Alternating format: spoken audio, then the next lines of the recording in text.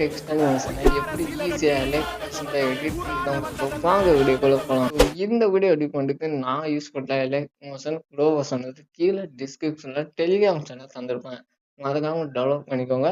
Download பண்ணிட்டு கீழே அதாவது டிஸ்கிரிப்ஷனில் 3 லிங்க் தந்துடும். அது ஒன்று வீடியோ, இன்னொன்று டெக்ஸ்ட்டு, இன்னொன்று சிசி. என்னங்க எனக்கு ஒண்ணுமே புரியல. அதுதானப்பா எனக்கு.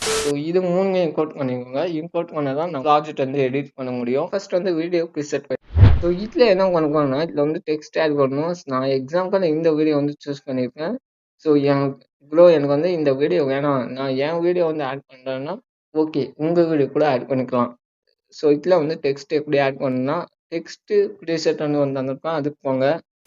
ஸோ இதுக்கு போனோடனே அந்த 3 டெக்ஸ்ட்டும் காப்பி பண்ணிக்கோங்க. காப்பி பண்ணிட்டு திரும்ப வீடியோ ப்ரீசெட் போயிடலாம். போயிட்டு இதில் அந்த காப்பி பண்ணதை பேஸ்ட் பண்ணிடணும். பேஸ்ட் பண்ண உடனே இந்த கேமரா ஒரு லேயர் கீழே இருக்கணும்.